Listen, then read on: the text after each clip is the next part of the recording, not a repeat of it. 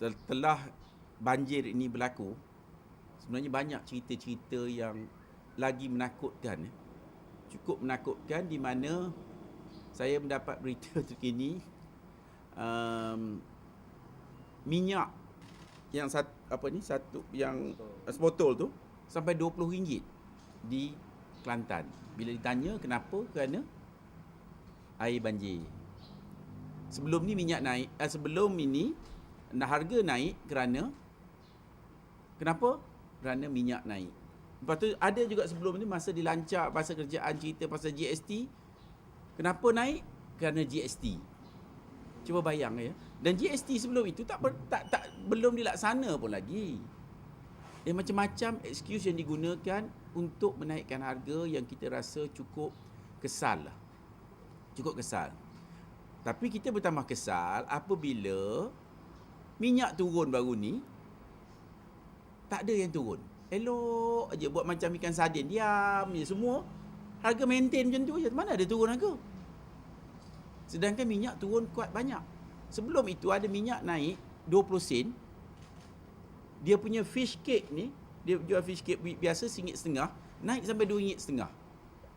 RM2.50, RM1.50 tu berapa persen tu? Kerana minyak naik 20 sen. Tapi dia bawa satu lori tu ada 6,000 pack.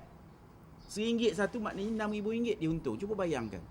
Benda macam ni tak fair lah kepada pengguna kan. Yang hari-hari ditipu dan ditindas tanpa mengira keturunan kaum agama, tak ada apalah, maknanya semua kena tipu. Semua ditipu dan dia orang pakai pisau pun tajam, pengguna pun tak sedar. Sebenarnya pengguna pun tak sedar. Pengguna elok aja bayar ya. Jadi saya pernah mengatakan, saya rasalah kebanyakan para peniaga ini dia keturunan kucing. Dia tak boleh nak turun. Dia tahu naik je. Jadi bila turun kena orang ambil turun. Memang kita kena upah orang ambil turun kucing tu, barulah dia turun. Jadi kita melihat perkara ini sebagai satu keadaan atau budaya yang tidak baik lah. Tapi nampak gayanya disebabkan peniaga ini tidak tahu, tidak faham etika. Jadi rasanya pihak kerajaan perlu lebih tegas lah. Perlu lebih tegas mengambil tindakan terutama kepada syarikat-syarikat yang besar. Kalau tak silap saya, MAS dan AirAsia pernah disaman oleh pihak MYCC kerana berpakat untuk mengekalkan harga perkhidmatan. Jadi dalam konteks yang sama sebenarnya kita meminta pihak kerajaan supaya melihat balik beberapa perkara berkaitan dengan harga yang kita lihat begitu menjejaskan dan memberi kesan yang banyak kepada para pengguna.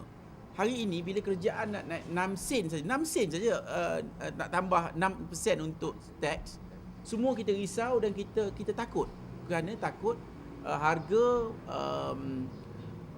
kehidupan akan meningkat. Tapi hari-hari yang kita kena tipu ni kita tak nampak. Kita tak perasan. Yang kena tipu beratus-ratus persen ni kita tak nampak. Ya. Saya nak kongsi ya, contohnya harga ayam. Ini antara perkara-perkara besar pasal rakyat Malaysia ni protein dia asal daripada ayam dan kita perlu makanan yang memberi sumber protein yang harga ikan dah terlalu mahal ya. Jadi kita bercerita mengenai ayam yang sebenarnya harga ayam ni kita tahu exactly. Saya diberitahu sebenarnya harga ayam bila dah cukup besar untuk dijual, harga dia dalam RM3 lebih saja. RM3 lebih. Saya pasal dah cukup kan, anak ayam, makanan, salary sebenarnya 3 something. Tetapi harga ini dinaik daripada ladang nak hantar kepada kedai-kedai pemborong. Ladang naik ikut suka-suka hati je. Pasal dia boleh pakat tu. Dia pakat sama-sama dia. Okey, hari ini semalam RM2, hari ini naik RM3. Pasal ini berlaku, kita ada fakta untuk memberi bukti apa yang kita dakwa sekarang ini.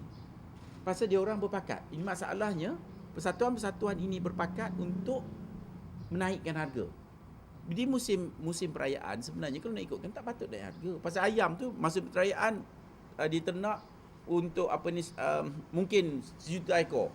Jadi cukup. Tapi hari ini malangnya mereka telah mengambil kesempatan menaikkan harga ikut suka-suka hati. Pasal dia boleh pakat tu. Dia pakat sama-sama dia. Okey, hari ini semalam RM2, hari ini naik RM3. Pasal ini berlaku, kita ada fakta untuk memberi bukti apa yang kita dakwa sekarang ini. Pasal dia orang berpakat. Ini masalahnya, persatuan-persatuan ini berpakat untuk menaikkan harga. Di musim perayaan sebenarnya kalau nak ikutkan tak patut naik harga. Pasal ayam tu masa perayaan diternak untuk mungkin 1 juta ekor. Jadi cukup. Tapi hari ini malangnya mereka telah mengambil kesempatan menaikkan harga ikut suka-suka hati. Jadi daripada RM2 naik ke RM3 ni banyak ya, cukup banyak. Jadi itu satu aspek. Kita minta kita di Persatuan Pengguna Islam mahukan satu pengawasan diadakan oleh pihak kerajaan, terutama MYCC dengan menggunakan akta persaingan untuk mengkaji apa bil-bil ni, apa kos-kos ni yang begitu boleh naik esok, meletup naik tiba-tiba saja. Kau nak ikut kan tak payah. Pasal apa nak tiba-tiba terus naik? Kalau kos tu maknanya tiba-tiba saya nak kalau telefon RM1,000, esok naik RM1,500, tak boleh macam tu. Maknanya dia tidak ada kos tambahan ya. Jadi kita tengok sayur pun naik. Sayur saya dimaklumkan naik sampai almost 50 ke 100%.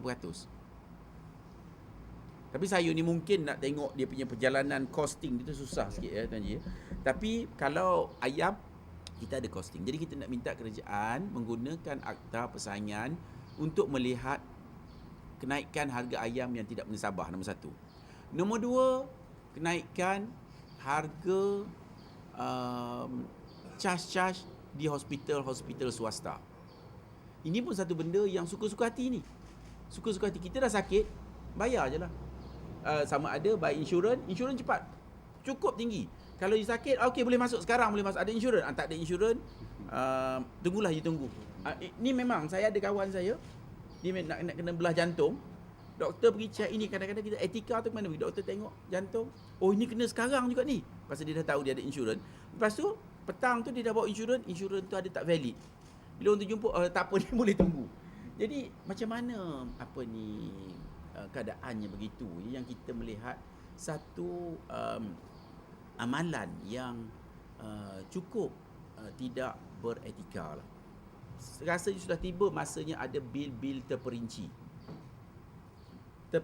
dan dikawal oleh kementerian. Saya rasa mungkin Kementerian Kesihatan tidak memberi perhatian fokus kepada harga-harga yang dikenakan oleh hospital. Saya dengar dia kata ada dia orang jaga harga ini. Tapi saya pelik harga ini sampai tissue paper tu yang saya sebut ni. Sekarang saya tak check lah, tapi dulu saya ingat hampir 10 tahun tissue paper pun RM50 satu. Saya ingat pakai mask ke tissue paper tu. Jadi perkara ini amat menyukarkan pengguna. Dan kita lihat, kalaupun dia kata insurans bayar, insurans itu satu hari esok macam insurans kereta. Pasal bila insurans kena kena dichargekan dengan bil-bil yang mungkin bertambah-tambah, akhirnya insurans premium dia akan naik. Jadi kita juga bayar premium je, esok kena bayar macam premium kereta. Sekarang ni kereta dia punya premium tinggi. Pasal ramai orang buat claim tuntutannya. Jadi itu pasal kereta. Dan nombor 3 itu pasal hospital. Ini kita nak cerita pasal spare parts ya. Spare parts juga kita lihat sebagai satu industri yang cukup tidak adil pada pengguna. Macam saya sebut tadi, kereta itu di repair dengan harga $750, sedangkan original workshop importer dan authorized workshop nak charge $13,000. Daripada 750 ke 13,000 ni satu benda yang tak masuk akal lah. Tak masuk akal. Kalau musim banjir ni tak masuk akal. Jadi kita lihat ini tanpa kawalan, tambah-tambah kereta baru yang di bawah jaminan. Contohnya kereta baru, kita belanggar sikit kita nak tukar.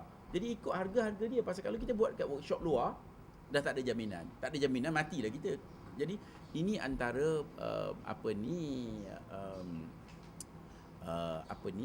keadaan yang amat menyukarkan para pengguna lah. Dan kita lihat bukan setakat itu saja, kita lihat waranti ini menyebabkan kita kena menghantar kereta ini di servis di workshop mereka.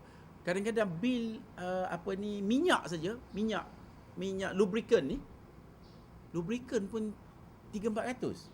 Saya pun tak tahu apa dia pakai, minyak jet ke apa benda, tak tahu. Tapi inilah dia hakikat dia. Jadi pengguna tak boleh nak komplain. Pengguna tak boleh nak bercakap, maknanya nak bercakap pun dah tak boleh. Jadi kita minta pihak kerajaan supaya menggunakan akta yang ada untuk mengawal dan memantau kegiatan mencuri. Pada saya mencuri oleh para penjahat. Kita takrifkan dia orang ni sebagai penjahat lah. Pasal memang jahat. Tak bolehlah kita tipu orang sampai ikut suka hati. Sekarang perkara ini benda yang tidak adil. Tambah-tambah lagi pengguna hari ini dibebani dengan berbagai